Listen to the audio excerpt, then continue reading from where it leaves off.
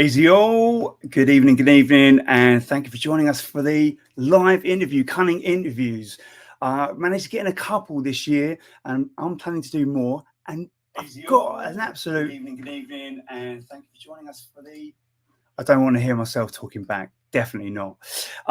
So we're live tonight, and I'm joined by an absolute legend of the scene, someone that has contributed so much, not only from a music and DJ perspective, but from behind the scenes as well, engineering for people like Ray Keith and producing some phenomenal tunes that helped shape and define the hardcore jungle drum and bass era. So with that, it gives me great pleasure to introduce Nookie. How you doing, mate? You all right? Yeah, I'm good. How you doing, Jay? I'm doing very good, mate. I appreciate you taking the time to talk to us tonight, mate. We're No very excited to dig deep into that brain of yours and find out the Nookie story. Yeah, no worries. Glad to be on one of your legendary shows. Nice, mate. Good. You get All right. good interviews and some good shows. So yeah, happy to be on. Wicked, mate. Nice. Well, it's there's plenty of stories. Not everyone's got the patience to write a book, right? So this is a bit easier to get a couple of hours, an hour or two in to do it.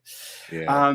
So I want to kick off with where music began for you, where you first felt that connection to music. What was that time or track where you thought, oh, that's really talking to me? Like, I get that. Yeah, I mean, it's a difficult one because music's always been in my family. From my mum used to play piano, and my one of my sisters learnt to play piano as well. So music was always been in the household. My dad was a big music lover as well. His music taste is a little bit questionable, but there was always music in the household. So yeah, I think that's where I kind of get my my piano vibes from my mum and my sister. So I've got two older sisters. They've kind of got into the whole jazz funk, the soul funk scene when they got into their like teens, and I kind of had no choice but to listen to the stuff that they were listening to, and that's how I kind of got into listen to the music and the funk and the jazz side of things as well.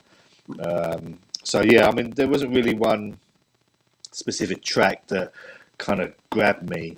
It was more kind of the movement and the whole scene of the dance music scene. You know, my parents used to take us up to Chinatown every Sunday for dim sum to have lunch, and me and my sister used to sneak off and go down to Groove Records down at Greek Street to see what the latest releases were, and yeah, even just having like a Groove Records bag to bring to school on Monday was like a mega thing, and it was amazing.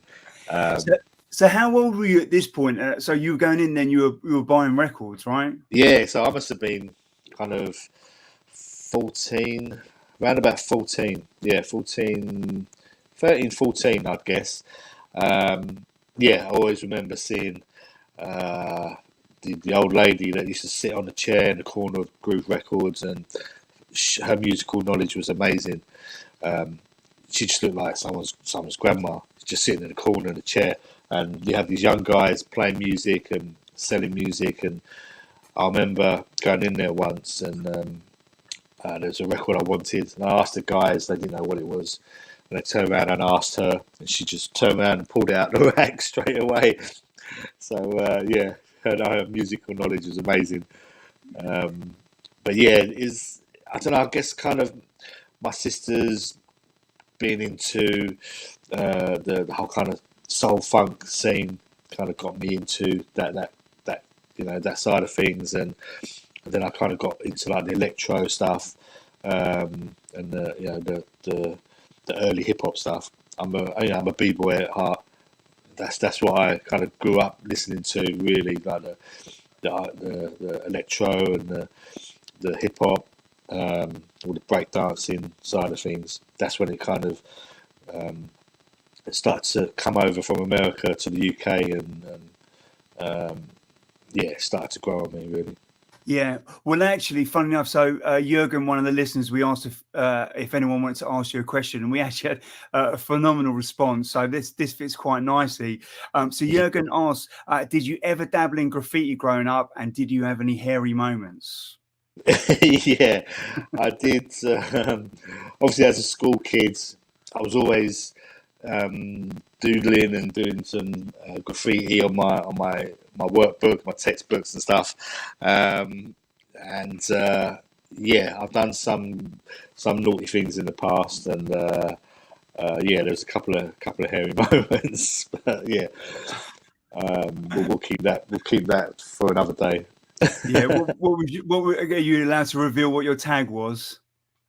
Yeah, my tag at the time was CAD, because I was really into like the computer side of things. So it kind of works well with like the computer aided design stuff that I was doing.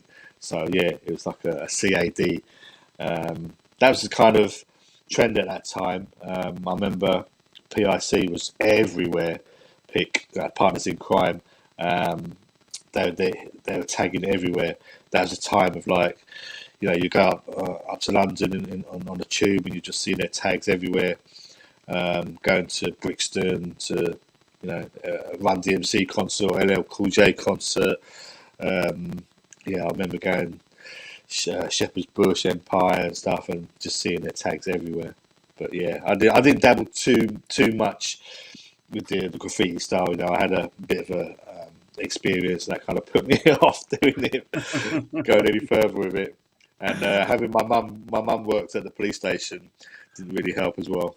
Okay, fair enough. So definitely had to keep your nose clean on that Yeah, front. Then that exactly. wouldn't have been Yeah. a good one.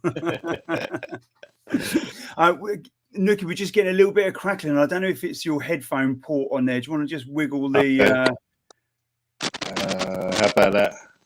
It is a cheap headphone. Can you hear me? Yeah, it's still there a little bit, but that's fine. We'll push through, Okay. mate.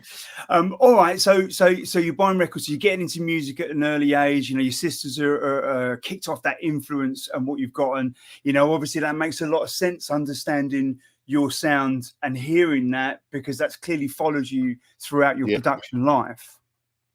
Yeah, exactly. The piano side of things definitely was a big influence. From my mum playing the piano, my sister playing the piano.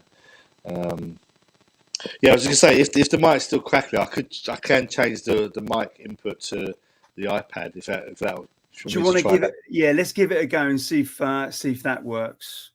I'm pretty new to all this StreamYard thing. Don't you worry. Right, this is iPad microphone now.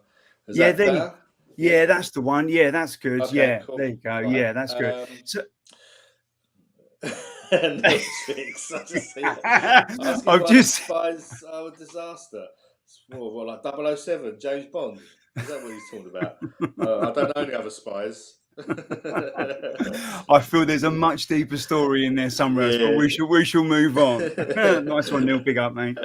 All right. So with this kind of knowledge that you're getting at this stage, right? Are you at this stage starting to be curious about how people are making this music? Yeah. Or does that come a bit later? Yeah. Yeah. I always remember I was 15 at the time, and my mum is originally from Mauritius, which is like a beautiful island in the Indian Ocean.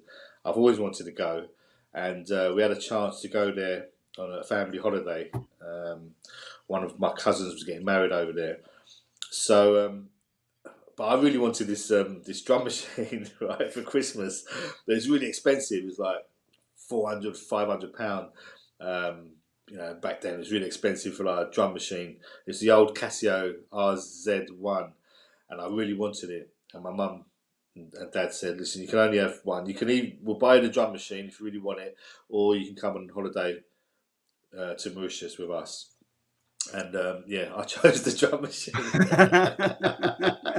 Well, I mean, look, you could, who knows where you would have been had you gone on that holiday? You probably would have been like a travel agent or something like that. Yeah, You wouldn't have followed this path.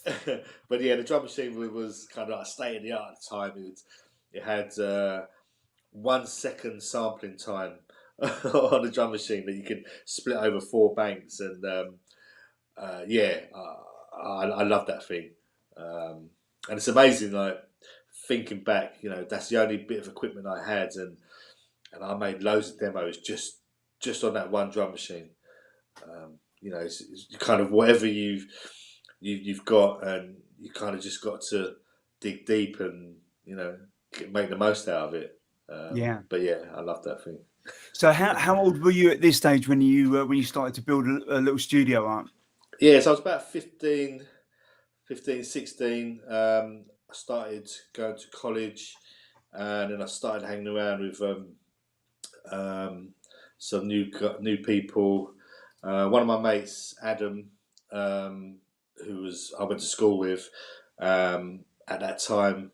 Yeah, a bit younger, like 14, 15. We were getting into like the breakdancing side of things, and then started getting into the music side of things afterwards. So me, Adam, and a couple of my other mates, a guy called Simon, and another Adam, and then we started making like hip hop demos. One of the Adams, he was really good at freestyle rapping. And yeah, we were like making beats, and we done some demos. At the time, I remember Dave Pearce had a hip hop show on, was it Radio London? I think it was Radio London. And every Monday he had a competition to for like people to phone in and to do like freestyle rap. And we won it one weekend, so we got invited down to the studio in Radio London to record a proper demo, and that's kind of like our first, diving into like a proper studio, and yeah, it was quite funny at the time. I mean, that's a few Mauritius trips you'd have to miss out on to get a studio like that, really, isn't it? Yeah, exactly. All right, so at this stage, it sounds like that bug for getting in the studio and making tunes is definitely there, right? Yeah. Have you at this stage? What's your thought and interest on the DJing side of it, or were you just clearly like, no, I want to make tunes? No, it's kind of 50-50, because the DJ side of things went hand in hand with the producing side of things. It was very much the DMC World Championships was a big thing back then. We managed to get some 1200s, and we were practicing our scratching and our mixing on the demos and stuff. So yeah, it was a lot of it. It wasn't so much DJing DJing like you think of DJing now, just mixing music together. It was more kind of turntablism, DJing side of things. So yeah, I've always been into that side of things. Yeah. I've been working with the DMC guys for like the last 4 years. They're still going, mate. They're still they are, aren't they? Yeah. And, I've done some work with them back in the day. One of my first records was the Zig It Up remix by Florgon and Ninja Man, which I just done as 2 records. I mixed together in my bedroom, and then played it put it onto a tape and played it in the record shop when I was working in Red Records. And it got heard by one of the Jetstar reps, and they said they really liked it, and I got in the studio with Cutmaster Swift, who was the world champion at the time. And it was like, wow, this is amazing. He's going to help me make it into a proper record. So he helped me massively. I went round to his flat in South London. He had the 2 gold plated Technics 1200s that you win as a world champion. And he just showed me some bits and pieces. It's like, wow, amazing. That's mad. So when's this? Is this like kind of late 80s we're talking now? This was, kind of late 80s. So I'd say about kind of 88, 89 kind of thing. Yeah, because I started working in the record shop late 80s in Red Records in Peckham. I stayed, because at the time Red Records was in Brixton, Soho, Elephant and Castle, and then they opened one in Peckham. and they wanted someone to work in the Peckham one, so I got a job down there. It was a bit of a trek for me. It took me like about 2.5 hours to get there each way. Wow. And but I loved it. I just always wanted to work in the record shop, and Red Records was it was the top underground dance music shop in the country, and there was no black market back then. You know, Groove Records was there, but Groove Records was just one little shop down Greek Street. You had Hitman Records, you had Bluebird, but Red Records was the top one, and Red Records was the unofficial Kiss FM record shop, but not the Kiss FM, the legal Kiss FM, the illegal back in the day Kiss FM. A lot of the DJs from Kiss used to work in the record shop, and I got a chance to get a job there, so I took it with both hands. And left college after 2 years and went to work in the record shop, and then I moved to the West End record shop, West End Red Records. A bit closer to home for me. Nice. I want to dig into that a little bit more, but I've got to show you this comment that's just come in. I love this. DJ Dubplate says, "I named my cat after you." True story. What, Gavin or Nookie? Fair enough. That's cool. That's wicked. Nice. I am going to ask you about the name Nookie. I'm not sure if I want to know the answer to it. To be honest, there's no big story behind it. You know, I know it sounds quite controversial and stuff, but no, it's nothing. It's literally just a name that my mate made up for me. That I asked him, I need an artist name. I need it to be something small, something that people remember. And my mate Sam, who used to work in the record shop with in Red Records, he just come up with a name for me. So nice. It's nothing to do with my personal life. Fair enough. All right, so obviously at the record shop, surrounded by music, what a great place to be, especially back then. These were the hubs of information, buying records, definitely. Find out about parties, tape packs, flyers, it was all that kind of big community hub. So you're working with a lot of these DJs, so musically, you started off with the kind of sort of funk and soul influence. And as you move into hip hop, how is that kind of changed? Does the record shop life kind of change that style and introduce you to more? Yeah, definitely. You get to know new artists, and the people you're working with, they have a big influence on what you're listening to as well. They introduce you to new artists and new types of music. The hip hop.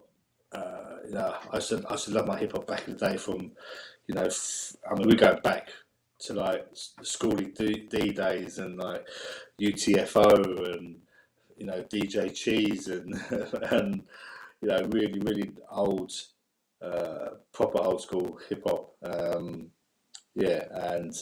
I just followed it. I kind of fell out of love with it when the kind of gangster rap really took over. I'm more of a I love my Master Ace and EPMD, Ultramagnetic MCs, all that kind of stuff. And that's when I was really into my hip hop. I went to see quite a lot of them in concert as well. Fortunately, because I was working in the record shop, we get to meet the promoters, and we managed to blag free tickets. Nice. And get VIP complimentary tickets. To go to these shows, seeing like Public Enemy and Beastie Boys when they come over here for the first time. Amazing days. Nice, mate. And also through the record shop as well. We used to meet a lot of the hip hop guys. They used to come to the shops because the promoters would, when they bring them over to do the shows, they would take them all around the record shops as well to meet people. And we got to meet African Man Barter, I remember. It's just crazy. All the people we met. One person I really, really wanted to meet. We had a massive poster in our record shop of Vanessa Williams, and I was in love with her. And we heard she was going to come to the shop. And we were waiting all day, and I had to pop to the post office to send some records off. And the moment I popped out there, obviously she came in. So I No. missed, yeah, I missed it. Everyone was there. Everyone was just cracking up. But yeah, loads of celebrities. Bobby Brown came in. Drew Barrymore. Um, Frank Bruno come in. He's always asked for me, so it's just to sort him out. Loads of CDs. You know, he just come in and I just give him a stack of CDs and they just pay and that's it because we were in the heart of the West End and the Lonsdale boxing shop was just down the road. He used to come in all the time and come and see me. Good old That's Frank. amazing. That's amazing.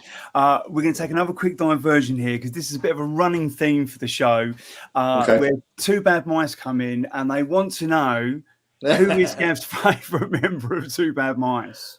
It's actually the third bad mice. He's my favourite. Nice, mate. Big up, Simon. Big up, Sean. Big up, Sean. So, in this record shop, when does this? I'm assuming that kind of this early sort of Chicago, Detroit sounds are kind of starting to kind of filter into the shop. You know, I guess the question is when do you start kind of getting exposed to that, and what's your kind of first take on that sound coming into the UK? Yeah, I mean, yeah, you're right saying like the record shop was the central hub of everything that was going on. Any new bits of music or any bits, new bits of news that came in, it came through the record shop first. We always got the promos, the imports, everything. That's why all the top DJs used to come to our shop to buy music. That's how I met Fabio Ryder, Norman J, Paul Oakenfold, Paul Trouble Anderson. A lot of the big kind of house DJs, they were A&Ring for record labels over here, so they used to come over to the shop and find out what the latest import releases were, so they could license them and sign them to their UK label. They used to come with loads of UK promos to swap for loads of imports. So we were like the first contact of all the new materials that came in, and so we got to hear about all the new stuff that's coming out on tracks and New Groove and Nervous and all that, and all the underground resistance stuff, all the Transmat stuff. And as soon as I heard all that stuff, I just fell in love. I just knew that's the way. That's the way I wanted to go with my productions. I love my hip hops, I love my breaks, and then you got the Detroit and the Chicago style of music, electronic types of music, and putting them together was kind of like a natural progression. And for me, that's how it kind of the breakbeat and the kind of UK rave stuff started. Everyone talks about who started jungle, who started drum and bass, all that. Very few people know the true story and saw it when it actually happened. And I'm fortunate enough to have been in that position. People always ask me, when did you get into drum and bass? When did you get into jungle? There was no point where I got into it because I was there before its creation, and I saw it evolve. And with the help of the Americans bringing in like a lot of the hip house producers, they were the first ones incorporating break beats into house tracks. And then we just took it over and just sped it up. Yeah, well, I think there's no denying, mate. You were certainly there at the very birth, and you were part of the scene that created it, right? And help it shape and evolve, over the years, still to this day. So on the house side of things, on the US side, I've got a question from Mark W. He says, Detroit techno or Chicago house? What's your favorite? There's no favorite. There's no favorite. That's impossible to say.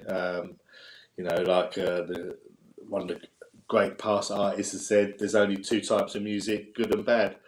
There's no. Yeah. You can't say, I love Detroit over Chicago stuff or vice versa. It's impossible. If you're a true music lover, there's only one type of music and that's good music, whatever it is, whatever the genre. Well said, mate. Well said. So I do want to ask at this stage, your record collection, right? Working a record shop must have started looking pretty healthy at this point. Yeah, yeah. Um, I'd love to know, like, are you still an avid collector of records? Obviously, it's not like it used to be, but there is a healthy scene that's out there that Yeah, is releasing records when they can. That yeah, is, what's your record collection looking like now? yeah. My record collection these days, I'm still an avid collector, but I'm more selective on what I'm collecting now. Yeah, working in a record shop back in them days it was so easy to collect records, especially because I was the assistant manager at the record shop. I used to be all the promos used to get sent to me. All from the distributors, from record labels, they all had to come to me first because I was the one doing the buying at the shop. So I needed to know, if there's a new Reinforced record coming out soon, the Reinforced boys used to come in, give us a promo. I would have to have that because I would have to listen to it, think, well, yeah, we need 20, 25 of these, or a box of these, or 100 of these. So I was doing all the buying, so I had to get all the promos, and obviously I kept all the promos. So yeah, my record collection back then was ridiculous. But yeah, these days it's much more selective. Yeah, I still love listening to vinyl, and Yeah. there's nothing like it really. Yeah, for sure. Yeah. All right. So are you your production at this stage, you're starting to hear this kind of US influence, the 4/4 stuff's coming in, the hip house stuff's coming in. What are you doing as a producer, and how is that shaping how you are moving at that time? Yeah, I mean, me as a producer, I'm trying to kind of recreate what these guys were doing in America and in Europe as well. A lot of the Belgian stuff was coming through. They were kind of giving it a bit more of a harder edge, a bit more of a rave kind of aspect to it. So I was trying to kind of recreate what they were doing, but adding my own sound to it and my own kind of touches to it. So yeah, I was looking at the type of equipment they were using, and trying to recreate that, and buying 909s and 808s and the old Roland stuff, and Korg M1 keyboard I bought, and then the Akai samplers, and then that kind of just got me into the production side of things.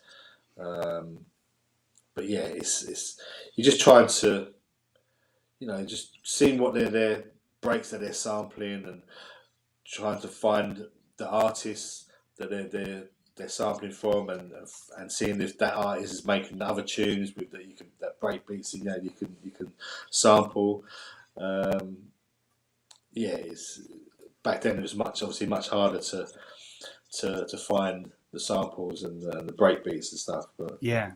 Well, and even the studio gear, right? There's no YouTube, there's no internet unless you're actually visiting these people's studios, or there's maybe an occasional interview of them in a magazine. exactly. It's very difficult. You really had to be dedicated, patient, and learn that craft. I remember getting an Atari ST. I think I bought one in 1994. It sat in my bedroom for about 6 months. I just stared at it every day. I didn't know anyone that used it. I switched it on, but I had no idea. So how was that kind of learning process for you? Obviously, with the CAD stuff and stuff, there was clearly a technical interest from your side, as you were kind of sort of growing up. What platform were you using? And this is actually a question from Guy Fawkes Retro. He wants to know, were you using an Amiga or an ST? Oh yeah, I was a Atari ST. For one, the Atari came out before the Amiga. I was on the low memory one, Atari 520 ST, and then I upgraded the memory on it, and then I've used Cubase since them days. Actually, it was before Cubase. It was called Pro 24. I think it was something like that. Steinberg Pro 24, and then they switched it to Cubase.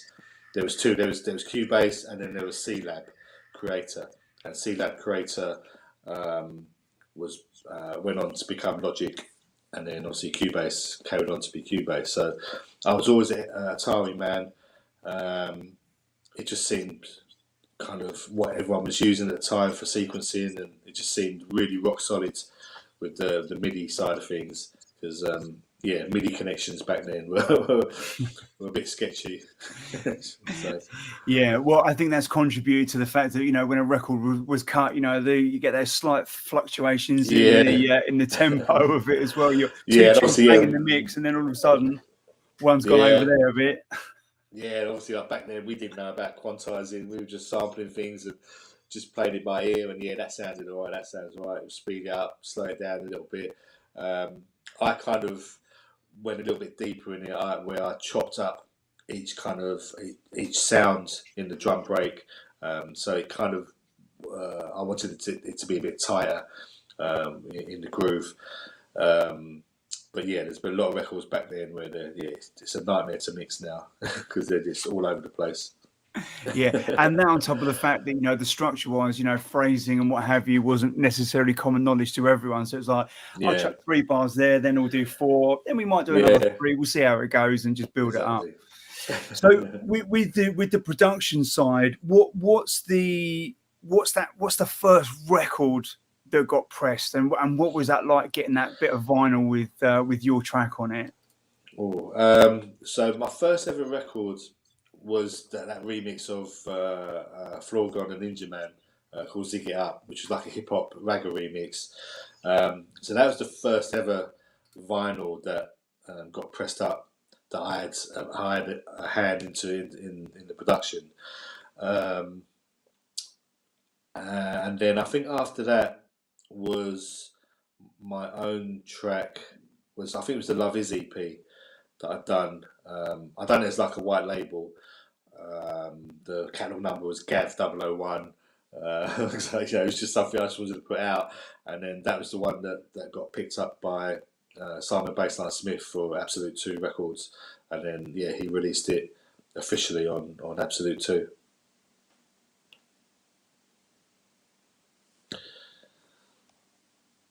Oh, I think you're muted, mate. I can't hear you.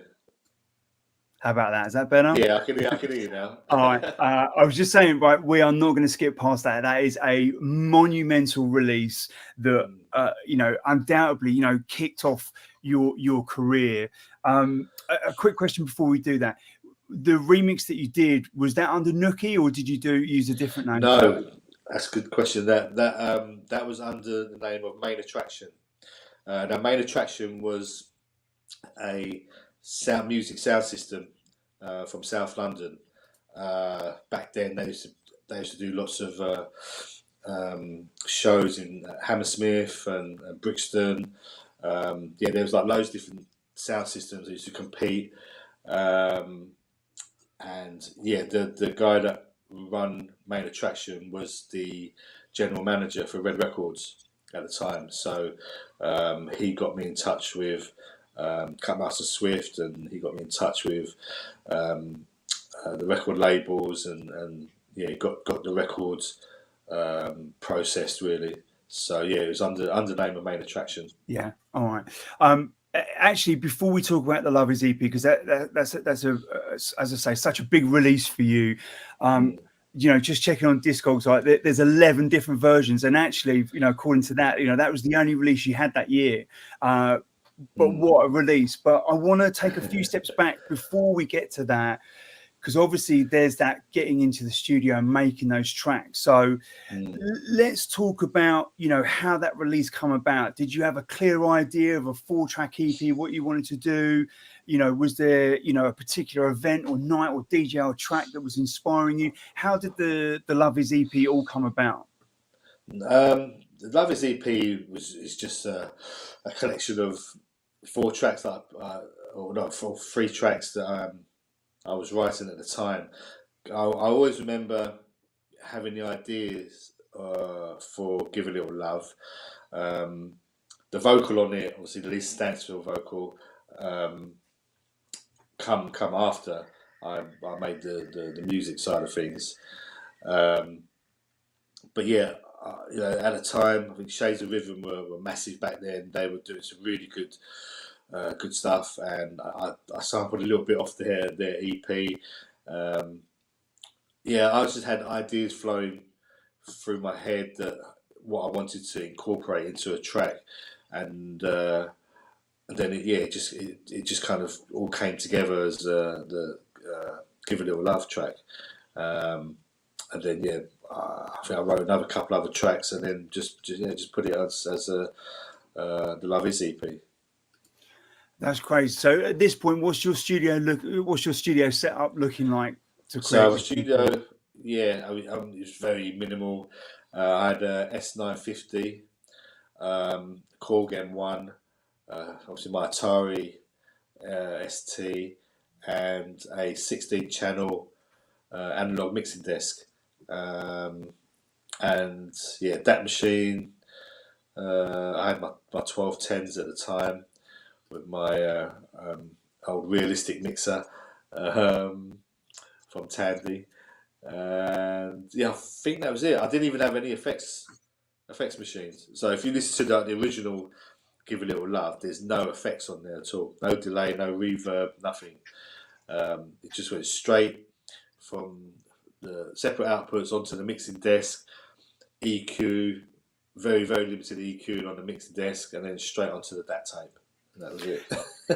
It's the pinnacle of an example of just getting those right elements. Simplicity is the key, right? And if you get those right sounds to work together, well, I mean, the history of the release just speaks for itself, right? Yeah. Actually, I think I didn't even have any proper studio monitors. I was using my dad's old Sony speakers, which Ray Keith later blew up, but we'll talk about that later.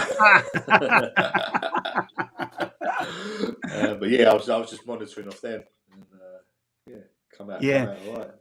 So let's obviously Give a Little Love, like such an iconic tune, and I think it was a 10-inch press said, the sound of summertime and of '92, and he's absolutely right. There wasn't a set or a night that went on from that release of that tune that track was not played at.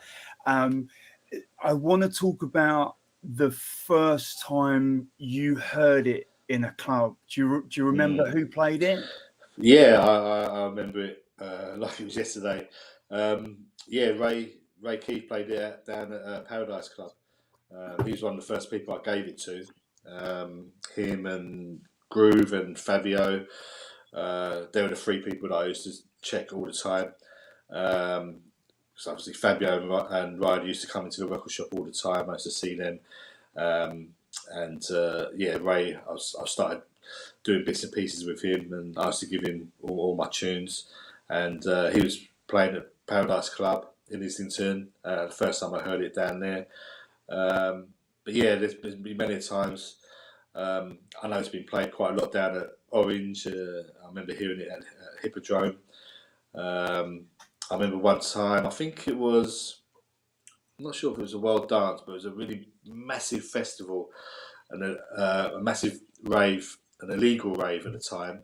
And we drove up to the site, and you could start hearing the music, and you see all the lasers and that, and you're hearing the music, and you're thinking, oh, this sounds familiar. And the DJ was playing Give a Little Love. I don't know what DJ it was, but he was playing the Give a Little Love, and just driving into the field, hearing your own music being blasted out in the main tent. It was just like something you'll never forget. And you know what? I mean, I don't know if you remember what month it was released, but it's like, it's 30 years old, that track, and it still does exactly what it did from day one, right? It's not shifted.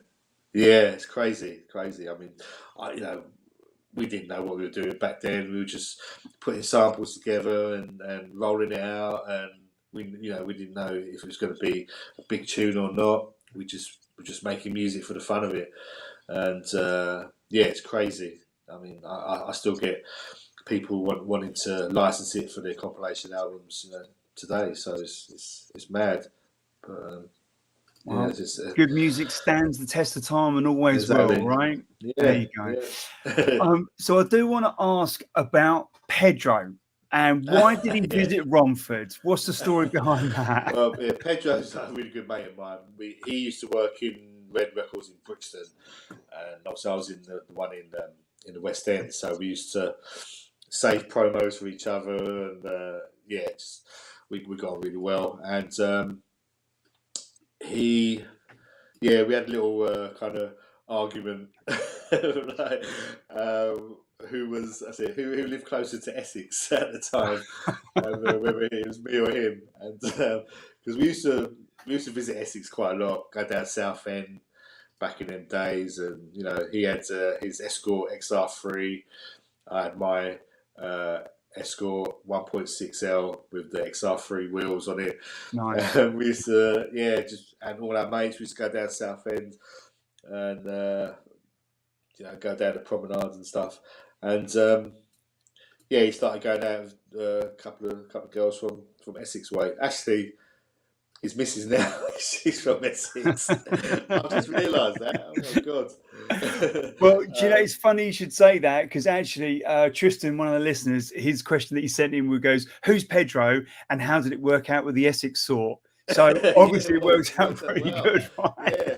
Well, yeah. I mean, even Pedro, he lives in Essex now. He moved to Church Langley around them sides. So he's originally from Balham, South London, and now he's mellowed out now, and he's an Essex boy. But yeah, we got nothing. We got nothing but love for the people of Essex. I mean, I'm originally from Hertfordshire, so I'm right on the edge of Hertfordshire and Essex. But yeah, Yeah. Nice. All right. So the release obviously does well. It's a white label, Gav 001 that you've put out yourself. Simon Baseline Smith, big up yourself, Si. So he gives you a call then, right, and says, "I want it." Yeah, exactly. It's a nice surprise. You always kind of dream about them kind of things. That's why you put your telephone number on your mobile number on the record label. And fortunately he gives us a call and he loved it. Wants to meet up like tomorrow. I want sign a contract and I want to put it out properly. And he done well with it. Yeah, it did do indeed. So how after that release has come out, obviously I'm assuming it sold thousands as successful records did back then. How are you feeling going into the studio and wanting to do that next release? Are you feeling like some pressure, or are you kind of just breezing in there, going, whatever comes out comes out? There was a little bit of pressure back then. Absolute 2 Records at the time was building up a momentum. Doc Scott was releasing stuff on there. Ray released a track on there as well. There was a little bit of pressure. It can get to you when you're in the studio. And I don't like that feeling at all. It's taken me quite a few years to say fuck it and just do what I want to do, and I don't care if you got to have that kind of selfish attitude as a producer. You got to think, what, I just want to make something that I want to make and I'm feeling, and if anyone else feels it and likes it, that's a bonus. It's very difficult to think like that and to have that mentality when you're signed to a record label, or they're expecting the next big release or the next or if you're working on an album or something like that. It's very difficult. But yeah, fortunately these days I'm fortunate to be not signed exclusively to anyone. I don't think I'll ever do that again. Because I just want to be free and make music, and how I want to make it and when I want to make it. I don't want to feel like I have to go in the studio to make something today. I don't schedule in. right, I'm going in the studio on Monday, Wednesdays, and Thursdays, or something like that. I just go in when I want to go in, and I'll turn on the equipment, or or I'll leave it switched off for 2 or 3 weeks. It doesn't bother me. Yeah, that's got well. That's the way to keep interested, excited, and enthusiastic about it. Right when it Yeah, starts becoming a job and a lot of tick boxes, then you can just exactly. draw all the passion out of it. So I'm glad you've had that attitude, mate, because that's why you're still Yeah, standing here today doing what you do, right? yeah. I mean, I think obviously the pandemic helped quite a lot, because it there was nothing out there. There was no raves to go to. You didn't have to send your new music to the DJs because they weren't playing out anywhere. Yeah, There was very little streaming stuff going on at the time, so there was just no pressure in making music. So that kind of helped me um, have that kind of attitude where I'm just going in the studio just to see what comes out. yeah, yeah. All right. So I want to stick with '92, and I want to talk Okay. about a track that I only found out about a month ago that you were involved in. Yeah. Pennywise. Oh, okay. Tell me the story of Pennywise. I'm desperate to hear what happened there. Yeah, Pennywise came about when a good friend of mine, Paul Drake, he used to run um, a distribution company, record distribution company. He was independent. He used to go around all the record shops and sell white labels, and sell a lot of stuff that a lot of people can't get hold of. And we got chatting, and we got on really well, and we decided to go in the studio together to to make a couple of tracks. One of them, was Pennywise. He come down with the samples. Um, Totally his idea to use the Pennywise film and the samples and everything. And then he played it to me, took the samples, and then we just came together. He come up for he brought some couple of break beats that we had to sample, and then I kind of done the musical part of it, where right, we need a bass line, we need some nice strings, need a nice little piano in there, and then that's how we kind of done Pennywise. Just an amazing tune. I remember I've got such a clear memory because I've said this a few times before, but all my mates around that time, we started buying records around sort of 91, 90, yeah, about 91. So 92, we'd established this stupid rule that if someone bought a record, the other one wasn't allowed to buy it. So I remember going in, hearing Pennywise, buying it and going, fuck you, I've got it. Yeah. But mate, such an epic tune, and I think this is public knowledge, but it is getting a repress, right? So Yeah. it's been brought back. So talk Yeah. to us about what's on the repress. So me and Drakey started chatting about it. There's always over the last 10 years, there's always been people hit me up and hit Paul up and asked if they could repress it or remix it, and we've always knocked them back. We just didn't feel like it was the right time, and we wanted, if we wanted to do it, we wanted to do it properly. Um, and we decided that Chris from Kniteforce was the correct way to go with doing the remixes and the repress. Seriously, I've been in the music business for over 30 years, and he's like Chris from Chris Lunacy is a rarity. He's one of the nicest guys in the scene, and he's so straight up and honest.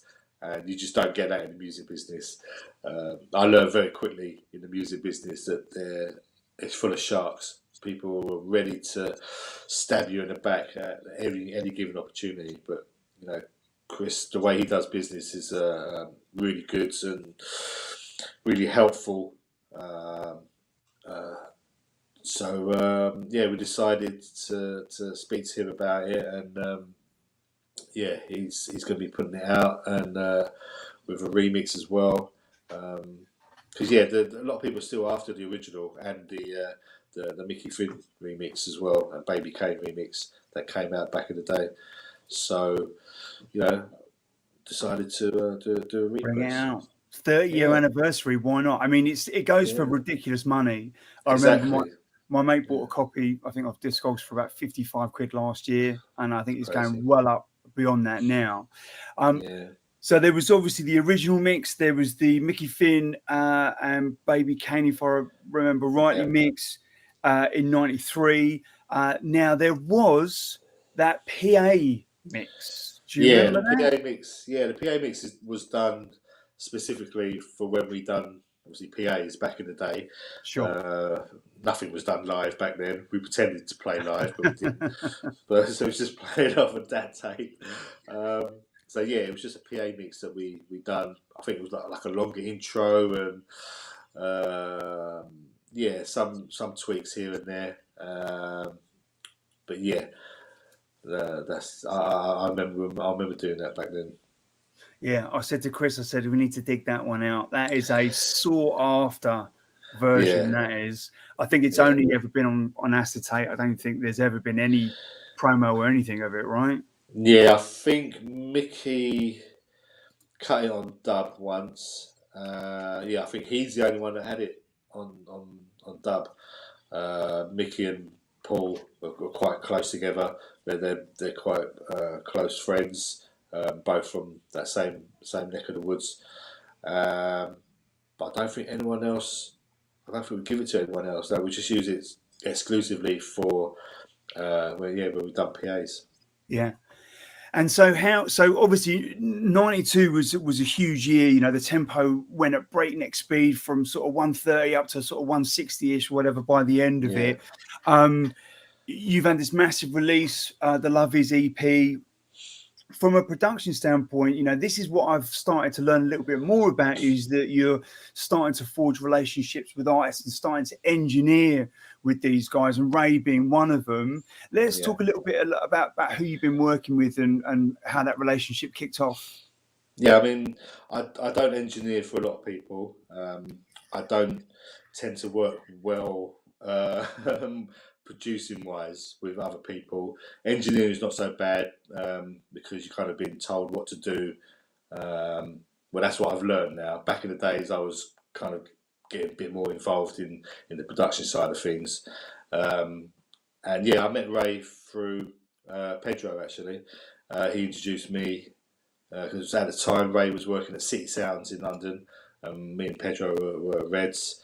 I think it was Unity at the time. It changed to Unity. And then, we got on well. We both got a Mauritian background. My mum's from Mauritius and his mum and dad's from Mauritius. We got on well, and we started working together. He used to come round to my house, and my mum and dad's house. I used to have a little studio at the back. We used to made a lot of tunes back then from all this early kind of dread stuff. That's when he started the dread label, from the Sing Time and the and also we've done Terrorist there as well. And as I was working, doing bits and pieces with Moving Shadow, and I knew Rob Playford for quite a few years, and Si and Sean. Ray decided to give Terrorist to Moving Shadow. I mean, that, again, is another classic example of just those simple elements, all the right elements, just kind of working together. How talk us through how that studio? Do you remember how that studio session started, and what were you thinking at the time? I remember he brought down a video of the group Japan in concert. He played me a little bit of piano from the video, and I had to try and recreate it. So I done that, and then if I remember correctly, we took the Reese bass line from I think it was the Just Another Chance. Just Another Chance. Original. Yeah, I think it was the original. Yeah, I mean that bass line is iconic, and actually the first person I ever heard using that bass line was Blake Baxter with a track called "When We Used to Play." That's when I first heard it. That was before Kevin Saunderson used it. But yeah, I think we took it off Kevin Saunderson's track, and yeah, he asked me to write a bass line. I always remember it vividly. Like, Gav, come on, sort me out. Write me a bass line to this, and then I come up with a bass line, and it just worked really well. Yeah, sure did. And that's when he blew my dad's speaker up. And we blew one of them up, and my dad weren't too happy about it, but he got his own back, because I remember a couple of months later, we went out somewhere, and I took my dad's car, and Ray had a bottle of champagne, and he left it in the car. My old man nicked it. They saw the bottle of champagne. Well, I'm having that. That's for blowing up my speaker. So yeah, it's all good. But yeah, I had to buy some new speakers after that. Yeah. What a tune! I mean, if you look at that time between sort of '93 and Terrace, that scene's evolving like at breakneck speed. What was your view and take on how the scene was evolving sort of throughout '92 and into '93?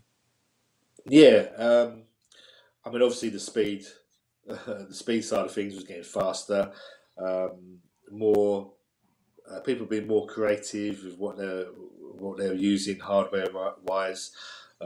Technology was playing a big part, with the time stretching being introduced, and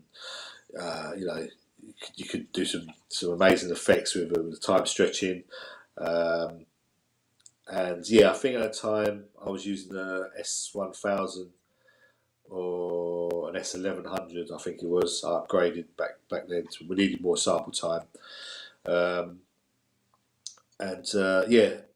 Ray was also working in a record shop in City Sounds, and I think he moved to Black Market as well around about them times. And obviously he was speaking to a lot of people that were bringing in white labels into the shop, and he was getting loads of remix work out of it. So we were doing loads of remixes back then in my studio.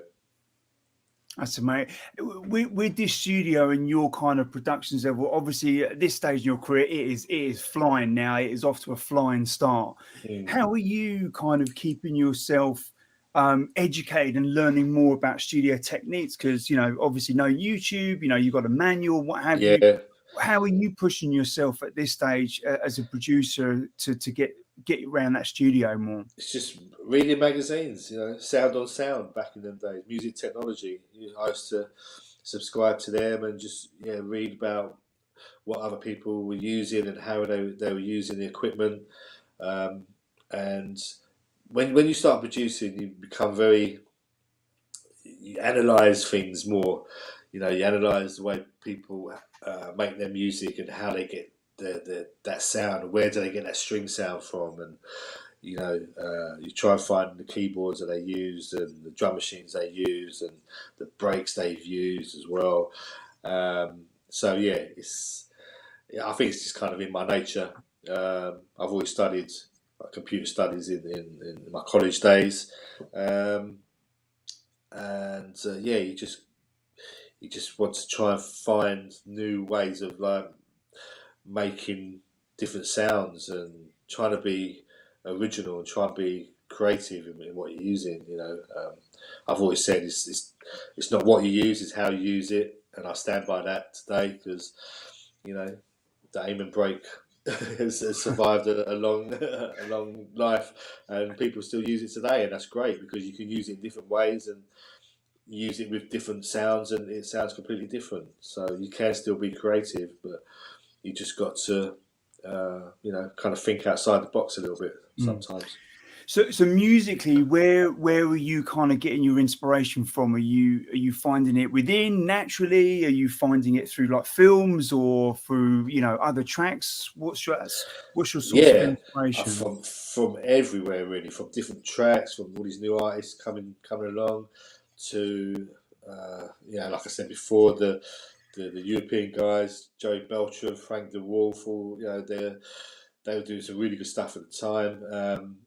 To still the Detroit and Chicago boys like obviously Mr. Fingers, Larry Heard, and Derek May, Ron Atkins.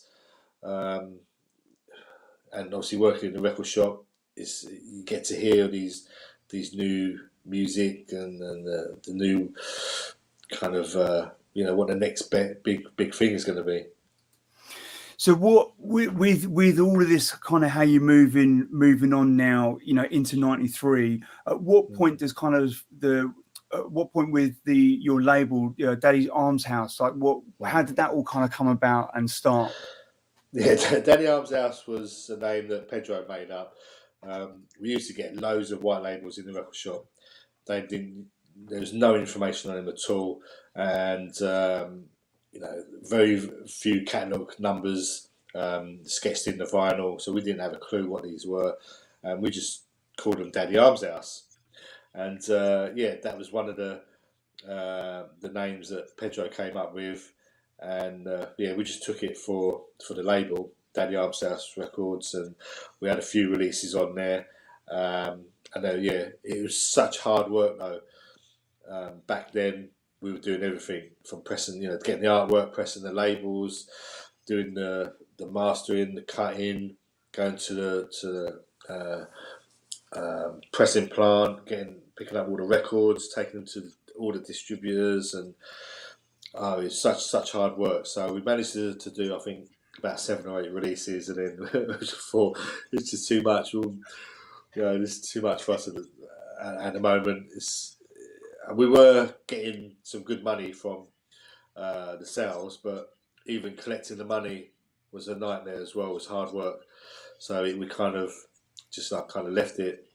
But yeah, it's nice to see that Chris has managed to persuade me to re-release a lot of the old stuff and bring out the box set, which is a really nice thing to do.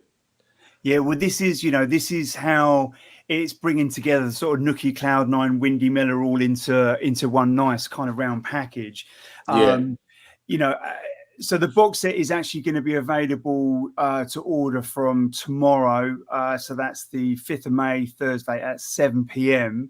And I do just want to mention at this point, we've got a competition. Chris Lunacy, big up yourself, Chris, has agreed to give away not only a box set, but also a copy of your remix of New Decade's Reversion, which is out at Romford Records, which is going to be coming out later this month, and 2 tickets to Nightclub, which is going to be on the 17th of September at Scala in London. So very much looking forward to that.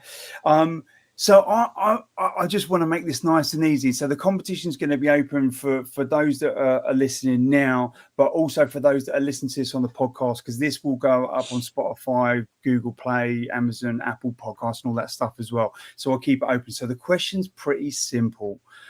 What was the name of Nookie's EP in 1992 that set the hardcore scene on fire? Very simple.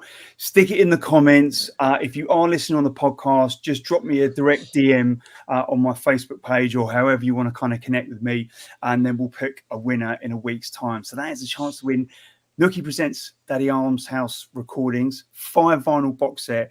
I'm super excited about the 5th one. The Crumbs on My Techniques and It's Not Over are just absolute. They're legendary tracks.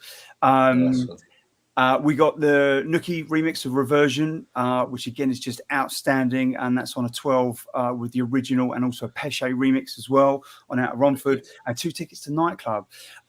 So while we're talking about that, I want to talk about Crumbs on My Techniques, because what a name. I'm assuming that, you know, Pedro was there in the studio munching away on the digestive, and biscuits are flying all over the place. Well, yeah, when we were working at the record shop, there was a whole kind of biscuit escapade going on with who could bring in the nicest biscuits, and Boasters at that time were the ones, and when we used to go down to Southend, we used to buy loads of fresh donuts down there.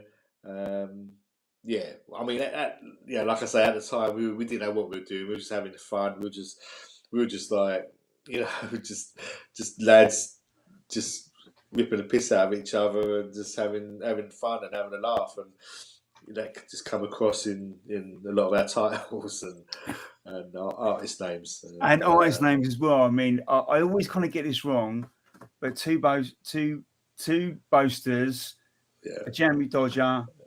No, where are we? Boasters, right. Digestive and the Jammy Dodger. There you go. I'm terrible with names. I had a very basically, when I used to buy records, I wasn't one of those nerds that used to read all the inlays. I wish I was, but actually I was like, oh yeah, that's the blue one, that's the yellow one. You know, I'm very much. I was the nerd, because I was the one in the record shop that I was the old lady in the record shop in Red Records and in Unity. I was the one that knew, what records were coming out. We used to have people coming in on a Monday after they'd been out raving. Yeah, I heard a record at the weekend. I ain't got a clue what it's called, who it's by, but it's got a little sax in there and that. Okay, 808 State, Pacific State will play it. Oh yeah, that's the one. And anyone who used to come in and would sing a little bit of the tune that they heard over the weekend, and they would always ask me, and I would just pick it out. So nice. Yeah.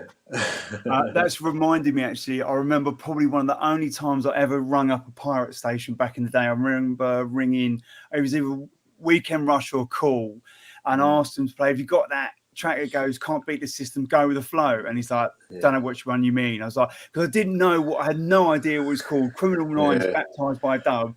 And he's like, can you give me a bit more? So I ended up trying to sing it down the line, and I just like totally flustered. It was like, no, I just give up. Fine, I'll go and figure out where it is from there. We used to embarrass a lot of people in the record shop when people come in and they didn't know what the song was, and they had to sing it. We used to turn the volume down and we're like, all right, everyone listen to this. Anyone knows what it is? And it's quite intimidating in our record shop as well, because when you walk in, the counter was set so high, like you literally walk up to the counter and you'll be like that, just looking at it, and we'll be standing just over you like this with the decks there. It was like a nightclub on a Saturday afternoon. Oh my god, the place was absolutely rammed, and you'd just be playing records, and then people just put their hands up. Yeah, I want one of them. I want one of them. I want one of them. It's absolutely crazy. Yeah, I just, I really do miss those times. And, there's a few vinyl fairs that are going on, like Black Gold. There's been a couple of those in Bristol, which it's getting to that moment. And it was really nice, actually. I walked in there, it was about 2-3 weeks ago, and Ray's in there. Ray's got a stall, but not only is he selling records and CDs, he's got vintage trainers, he's got vintage jackets. Like, it was that real kind of sort of market kind of vibe. He was right next to Chris Lunacy, who had just taken stock of like 30,000 records or something insane. Yeah. So he's like stacked up to the nines. I was like, right, we're going to go digging, because the first one didn't buy any. So there's little moments in there that are getting back. They're not quite the same, but it's still nice to have those moments. Yeah, definitely. So, all right, let's continue on 93, because 93 is a pretty special year, and you're starting to kind of do remixes and stuff as well. Talk to us about how you're feeling now that 93 is here, and your position, as a producer, and the tunes you're making, and how the year's going. Yeah, I mean, it's going really well. Like I said, I was getting some remixes in myself. Suburban Bass, I was doing a few bits with them. Um, Hooked up with Jimmy at the Bello, just doing stuff with them. So yeah, I mean, it was going really well. Building up my studio as well. Sorry, let me just take a drink. You go for it, mate.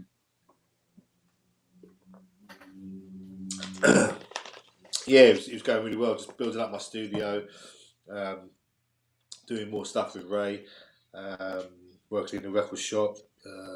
Yeah, it was going really well. We'd be out every weekend, raving and going to loads of different clubs. Rage on a Thursday, um, Slime Time on a Wednesday, and then the weekends. And what about kind of DJing for you?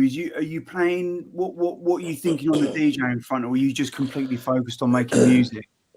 Yeah, I mean, like I've always been a DJ, but at that time, people kind of knew me more as a producer. So it was much more difficult to get DJ gigs when you're known as a producer back then. Yeah. Not so much these days, but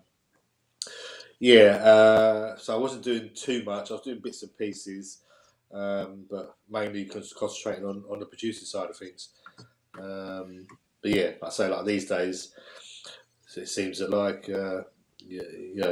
if you're not a producer, you can't DJ, which is a bit crazy. Well, it's basically completely changed, right? Because now, you've got to produce to build the profile so you can get the gigs and Exactly. bring the dollar in. It's amazing how it's kind of sort of flipped from making loads of money from making music and selling music, and maybe not so much on the gig side.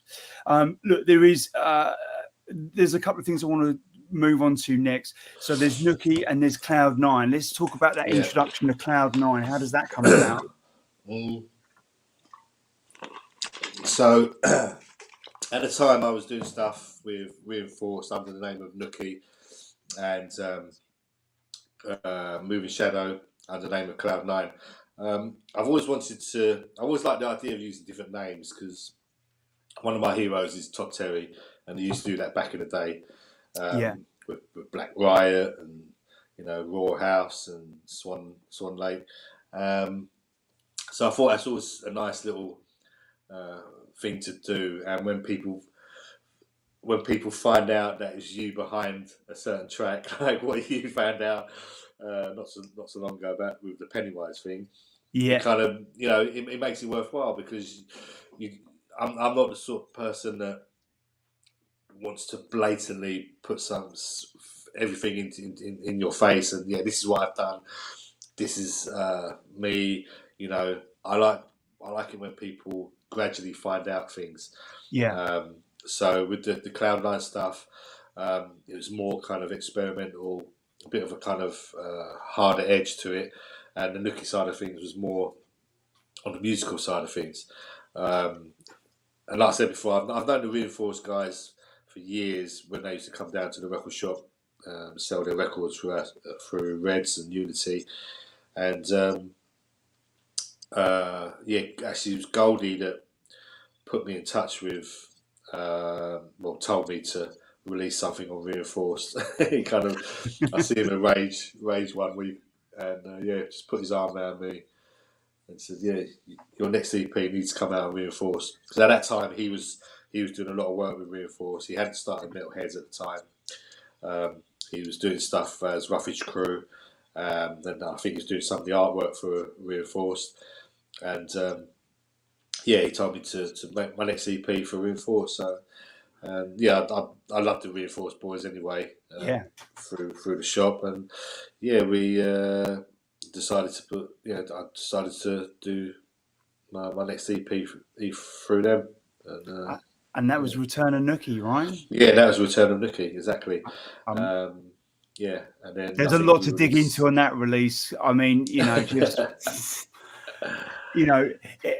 just as a quick step back, I love finding out about these alter egos, and it's nice hearing you saying that and the reason why, because it's very different today. It's all about, you know, building a brand, being consistent, being this, and it, you know, it's a necessity of the market.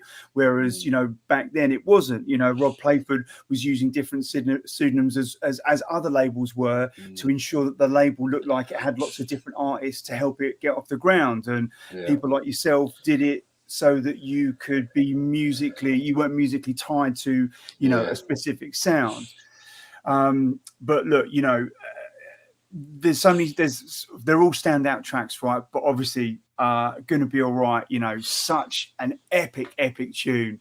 Again, just kind of walk us through like how your mindset is when you're starting to create this track. Yeah, I mean that track, Gonna Be All Right, was, I mean, it didn't seem like anything special at the time when I was making it. You always kind of think, all right, this sounds all right. This goes together okay, because, you know, as a producer, you don't want to make shit. You want to put stuff together that you're feeling, but you'll never know if it's going to be a big tune or how other people will take it. Yeah, and it was just a nice little piano riff that I created that worked really well. And when the white label came out, I've Got to Be All Right, people really loved it, and I thought, okay, maybe I should do a remix of it, and, you know, try and make a different version of it. And that's when I made The Sound of Music, was actually Gonna Be All Right remix, but used The Sound of Music vocal samples and put it on the Return of Nookie EP. And like I said, at the time, I didn't know how people would accept it and if it would be a big tune or not.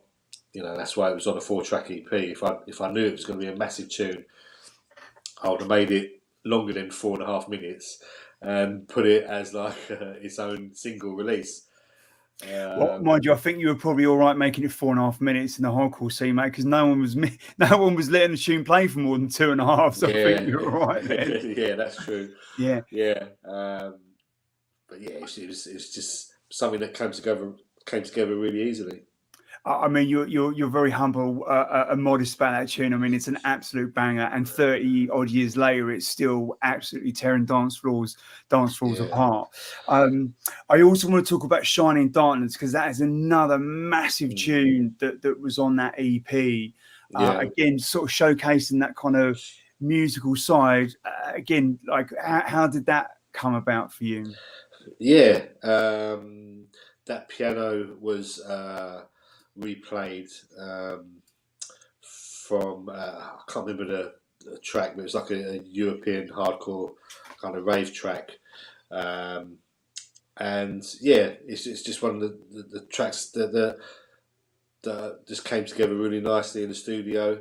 Didn't think, you know, too much of it, and yeah, people just accepted it really well, and it's come on to be another anthem for me. And unless there's a new remix of that coming out soon, done by one of my good pals, Blame.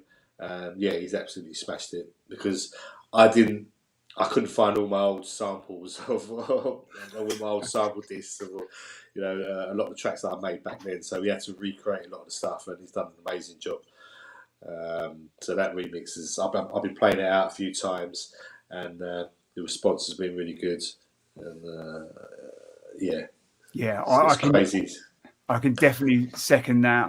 I've been lucky enough to be able to play that in a few places as well, and it's absolutely, because that's a hard tune, you know, to remix, in the sense that, you know, it was never an obvious classic. It was an underground classic. It really retained that underground credibility. You look at sort of kind of, you know, Lock Up and Awesome 3, Don't Go and stuff like that. You know, they're big mainstream classics. But, you know, for me, Shining in Darkness, you know, it is way up there with those guys. But it just held that underground cred, you know, really strong. And I almost think those ones are harder to remix, because, you know, you got the people that are in the know, that, you know the scene inside out. They're watching that track and go, right, I'm going to see what you do with that. And I think he's done a stand-up job with it. Yeah, absolutely. Yeah, amazing job. He's a great producer.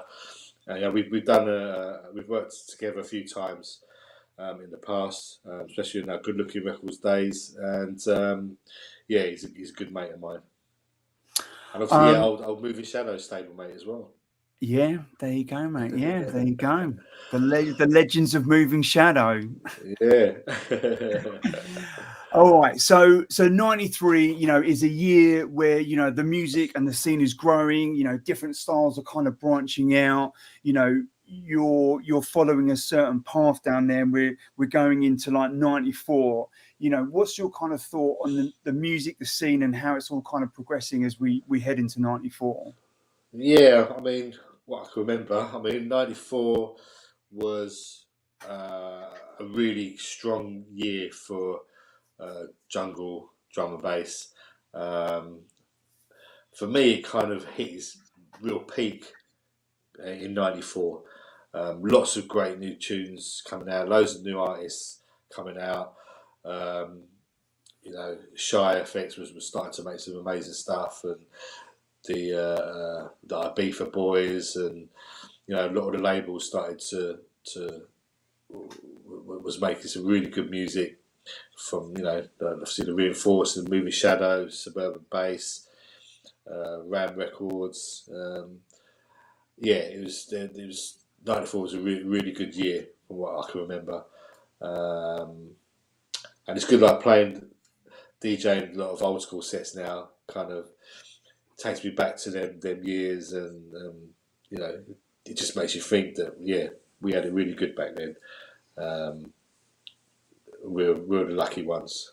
Yeah, for sure. It was an exciting time, right? 91, 92, there weren't any rules. People, it wasn't like this kind of structured studio that well, people did obviously hire studios, but as people Mm, started to become, self-made engineered producers, didn't have to abide by those rules. And so it's very yeah. exciting with lots of influences coming in. And I think, that still kind of continued, throughout 93 and 94. And, if you think the diversity of music that was around in that scene in 94 was still big. And, there were events like kind of Dreamscape and Helter Scales and what have you that were playing, that were booking Groove Rider and Dougal and Slipmat and Mm. Randall, and, and everyone having their own kind of sort of particular style.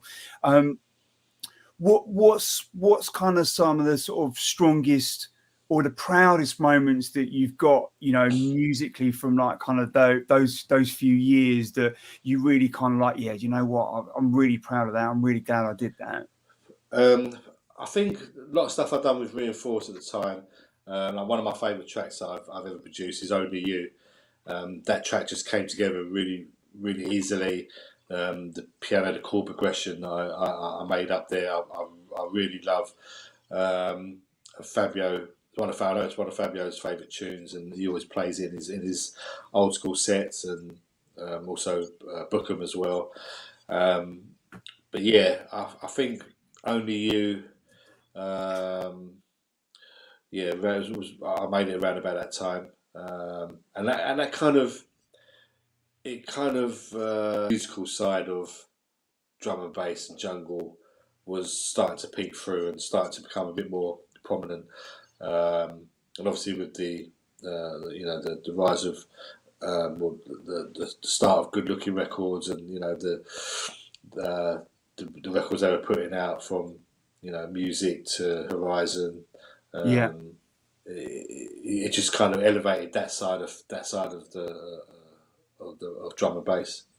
Yeah, yeah. I've got to give a shout out to Madcap as well, who did a phenomenal remix of "Only You" as well. Again, one a very Yeah, hard track to remix, and yeah, big up very difficult. for El for taking it on. But I think he's done a cracking job with that. Yeah. All right, so the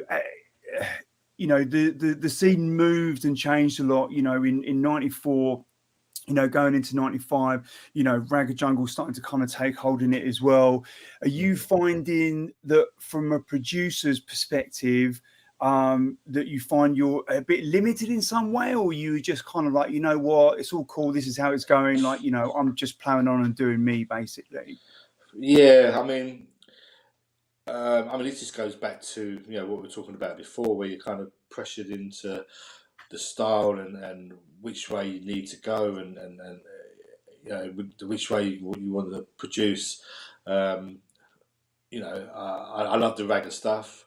I started my career doing like ragga hip hop remixes, so it was there was kind of start to be a little less freedom in what you could produce and you know, because there's, I don't know, maybe there was a lot more good tunes coming out and you kind of felt a bit more pressured in having to step up your game and competing with the standard, which has got much higher back then. Yeah.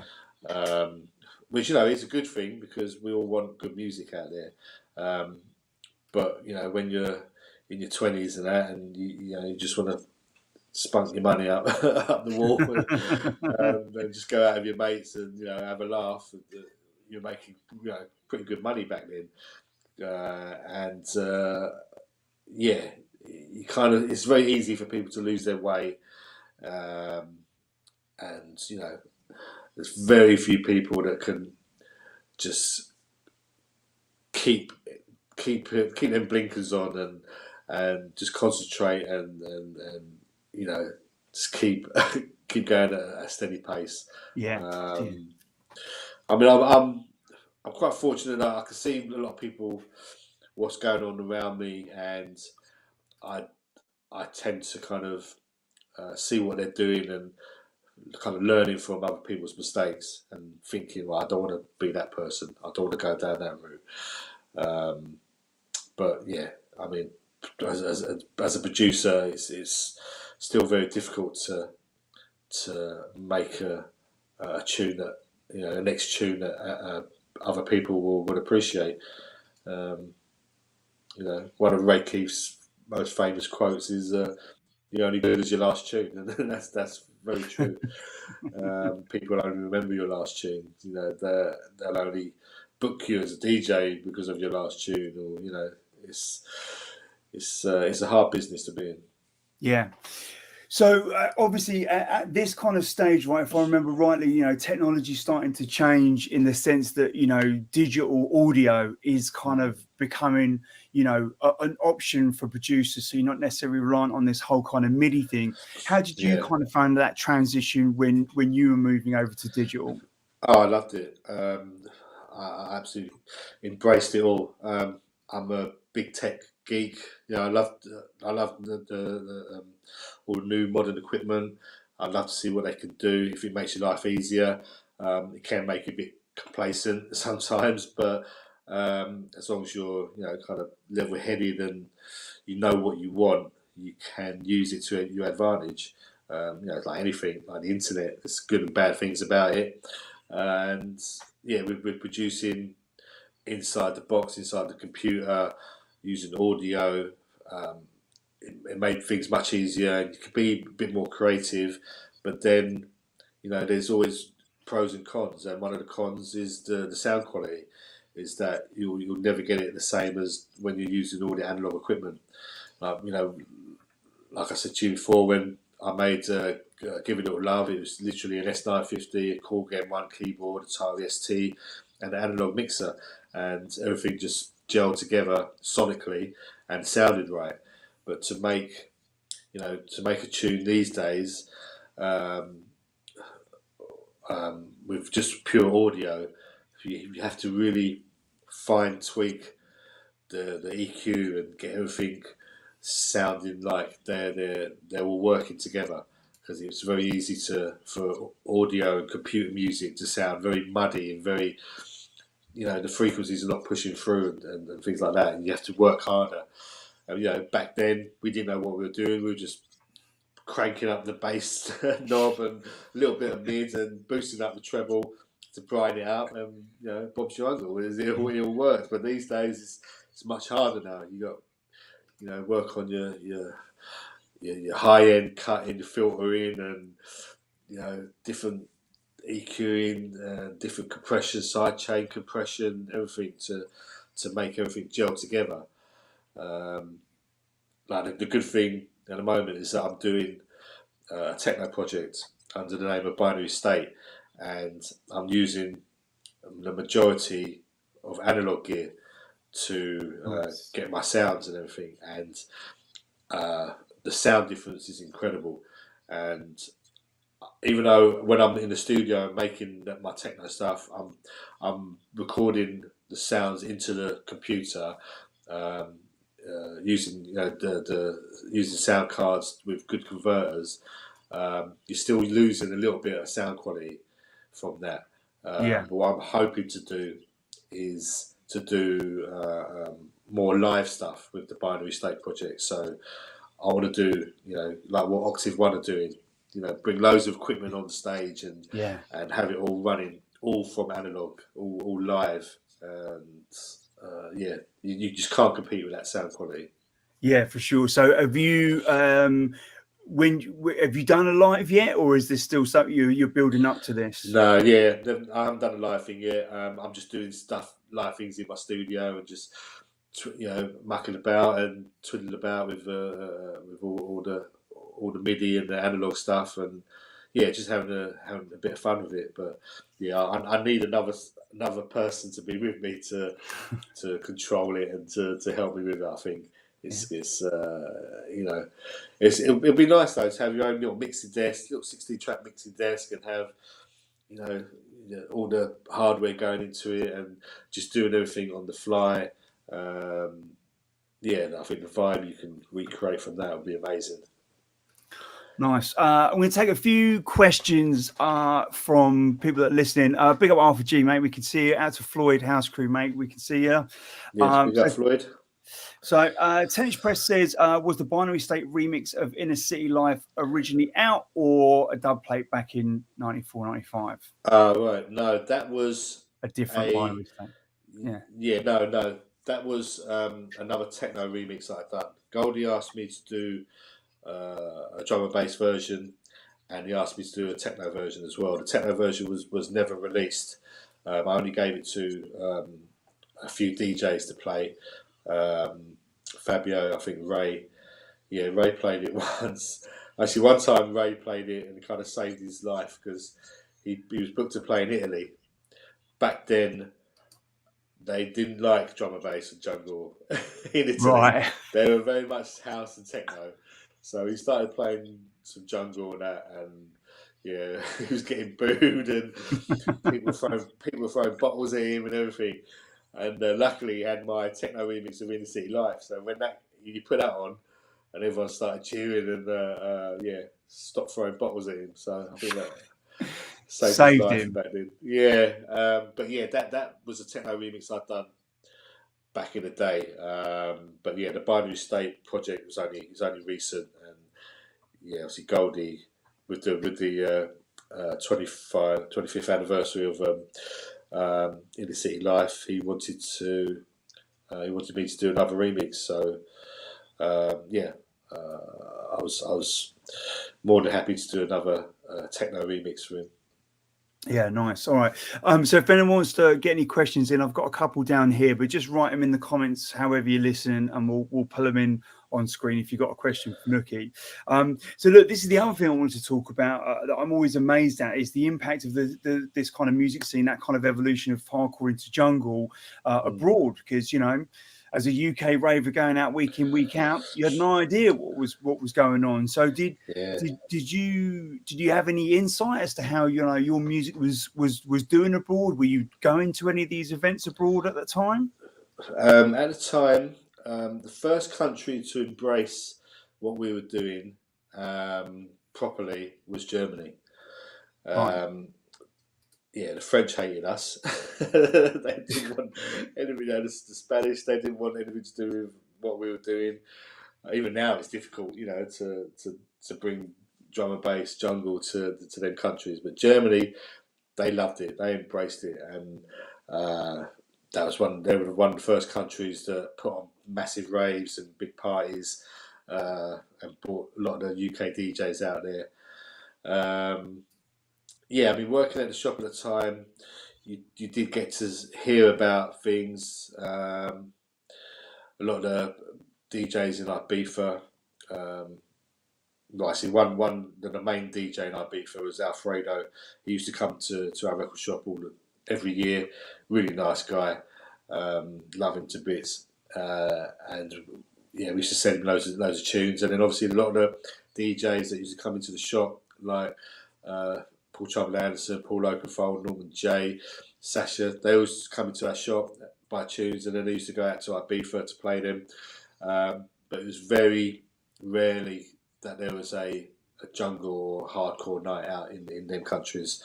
So at the time, back in them days, there's only a few countries that were embracing what we're doing and doing club nights.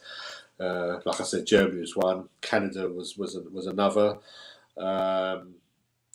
And yeah, America was starting to put on a lot of parties, and a lot more producers and DJs were coming through from America.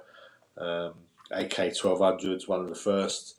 I know he had his connection with Movie Shadow back in the day, and see Japan as well. Japan was big on the drum and bass scene. They loved what we were doing, and you know the Japanese culture. They always love new things, and seeing how we were kind of recreating something out of existing music, and taking it to the next level, and yeah, they loved all that. It's crazy to look at the drum and bass scene now. There isn't probably a town on this planet that has a jungle drum and bass in it. All right, so we've got a few questions here. So Lee Herring says, what are your top 3 tunes on your wants list right now? My wants list right now. Ooh. I don't know. I don't really have a wants list. I like all types of music. I like a lot of obviously a lot of techno, the Detroit techno at the moment. To some old soul funk records that I missed out back in the day that you hear on the radio, and I like all types of music. I don't think I have a wants list. I've never really been that kind of person where I've got a list of records that I want. Unfortunately, I don't have a wants list. Yeah, no, fair enough. Funny enough, I was talking to someone at this Black Gold Vinyl Fair the couple of weeks, and we were talking about wants list. I said, "Oh yeah, mine's about 450, and I'm not even trying. If something comes across, I'll put it on there." And then a couple of days later, I thought, I better check it, see how many's on there. 4,100 is on my wants list. So there are some, there are like 10 versions of some tracks, but yeah, I've still got a way to go to. I don't think there's ever going to be a complete collection, but we'll see. I've got a question here from Nicholas, who says, "What's your favourite B-side of all time?" Favourite B-side? Ooh. I was into a lot of B-sides actually, because I always liked the instrumentals or dub versions of a track. Yeah. It's difficult. I mean, there were tunes on certain EPs that kind of got overlooked, and you really liked. Like, I like a lot of the guy called Gerald stuff on Juicebox. There's tracks on there that on this 4-track EP, it'll be like the second track on the B side, like the Darker Than I Should Be. I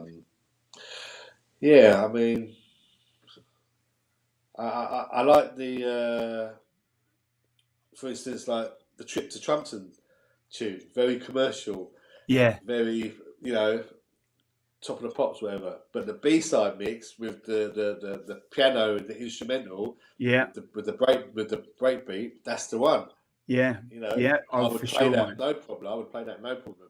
Yeah, no, absolutely, mate. Big up Ron Wells on that one. That was an absolute corker of a tune. Exactly. Yeah, that mix was amazing.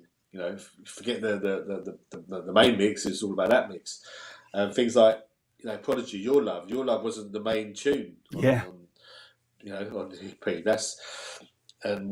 That was one of the best tunes on there. Charlie, I always remember, because at the time of the record shop, we were good friends with the XL Records guys. They were still an independent back then, and I always remember they should give us some promos of the Charlie, and massive tune. Everyone was wanting it. Like literally every fifth customer coming to the shop. Yeah, we've got Prodigy Charlie. No, it's not out yet. Not out yet. And the Monday before the release, they sent us. I think it was about 25, 30 boxes, and each box contained about 30 records. So we had about 25, 30 boxes of the Charlie record. We were the only record shop to have that in the country. And that weekend, that Saturday, was absolutely crazy. But the one condition was that we could not put it through the barcoding. We could not do the barcode for the chart, otherwise we'd get in big trouble. Oh, okay.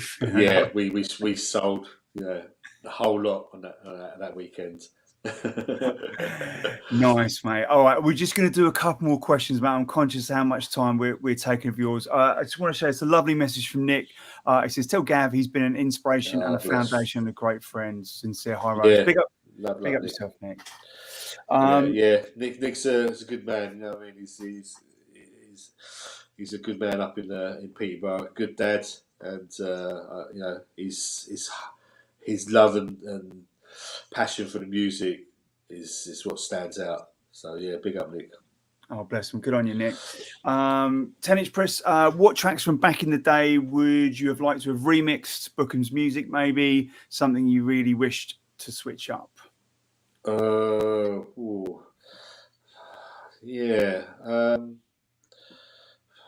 Maybe music. I mean, a lot of stuff that Bookham does is so creative. I don't know. Maybe Demons was quite a good track. That would have been a nice one to remix. I feel I could have added something to it. I only like to do remixes where I can add something to it. Yeah. People asked me to do remixes before. Even if the money's really good, and I won't take it on unless I know I can add something to it or do something different to it. But yeah, probably something like Demons would be a nice one. Yeah, Demons theme again. Another one of those underground big tunes that still retains that amazing credibility. Yeah, so I called it Demons because the original track where he sampled from is called Demons. There you go. Yeah. Well, it's on that level with the Charm, Dementation as well. That was another one on that kind of sort of similar. Yeah, that was out there. All right, we'll do one more question. I've got one here. Okay, all right. This is an interesting one. So, Stevondo Bucklando. I've got a feeling that he's slightly adjusted his name on there. Of all the tunes that you've made, which one would you consider to be your favourite? I mean, this is kind of like trying to pick a favourite child, right? But I'm interested to see like what tracks stand out for you. Yeah, I mean, like I said before, Only You is probably one of my favourite tracks because that just came together really nice. My recent release on Metalheads, my Kaya tune, means a lot to me because obviously that's named after my daughter, and that tune was the kind of beginning of my fuck it attitude. Right. Yeah, and I think we might have lost you there, Gav. We'll just stick around for a minute. For those of you that missed that Kaya release, that was out. I do believe that was last year. There was an original kind of sort of 155-ish tempo version. Jay, you still there? Yeah, there you go. Got you back, mate. Got you. We're just running through the different mixes on Kaya, mate. Epic release, mate. Really. Yeah. So that one means a lot to me because, like I said, it's Sorry, mate, we've lost you again. I think the mercy of the internet is killing us. It keeps cutting me out. There you go. I've got you back. I've got you back. I keep saying fuck it. You did. There you go. As soon as you swore, that's it. You're gone. Gav, I don't know if you can still hear me. Maybe try switching over to your Wi-Fi one. We're gonna wrap it up anyway, mate. But I do want to say goodbye properly. So just there we go. You're in. No, you've gone again. All right, I think we'll wait one more time. So look, just to recap, if you want a chance to win, Nookie presents Daddy Armshouse recordings. I'm going to share the screen here so we can get to see. I'm going to show the back because the track listing for this is just absolutely phenomenal. We've got you now there, Gav. There you go. Yeah. Big up, Chris, for getting this project together. I know a lot of people have been asking me for these old tunes, and it's great to have it on like a box set like this. Yeah, for sure. To get them all in, big standout ones for me. Crumbs on My Techniques, It's Not Over, and the Traitor, the Judas mix as well. That is just such an absolute banger, that one. But lots of amazing goodies. So, again, if you want a chance to win a copy of the box set, it is out tomorrow, Thursday, 5th of May at 7 p.m. on kniteforcerevolution.com. But if you want to be in with a chance to win one and a copy of Nookie's Reversion remix, which is from New Decade, that will be out of Romford. That is the Out of Romford from back in the day as well. Big up Bill Vega. And also 2 tickets to Nightclub, which takes place on 17th of September at Scala in London. 3 epic parts of this prize. All you need to do is put in the comments what was the name of Nookie's EP from 1992 that set the scene on fire. If you are listening on the podcast, don't worry. Drop me a DM. We'll put you in the hat to be one as well. I want to make sure that everyone can get an opportunity to win this, and we'll run this for the next week. Gav, no, you're frozen. All right. I think we might have to call it there. I do appreciate, Nookie, I hope if you can still hear me, massively appreciate your time. Really thankful for all your input, insight and stories. Gav, can you hear us all right? Yeah, I can hear you. Yeah, you're back now. There you go, mate. All good, mate. I was just saying, I think that's a sign, mate. Maybe we were getting to wrap it up. So I just wanted to thank you for your time, mate. I really do appreciate it. Just some amazing insight and stories. You know, I love doing these for personal interest. So yeah, thank you very much for your time, mate. Super exciting to get this Daddy Armshouse recordings out and this remix, and I'm sure there's plenty more down the pipeline as well from Nookie. Yeah, lots more. Yeah, I mean, if you want to have a chat again, maybe in a couple of weeks or something, I'll get my internet a bit more stable. Yeah, we can carry on the conversation. I think that sounds good, mate. Yeah, because there's definitely more to be told. But for now, mate, just stick around for one sec. I'll just say goodbye, and then we can catch up quickly after. Guys, thank you very much for locking on, listening, sharing, getting involved, commenting, being part of the competition. It's much appreciated. Go find Nookie on socials. Go follow him. Make sure you keep up to date with everything that's going on in the world of Nookie, and we'll catch you guys next time.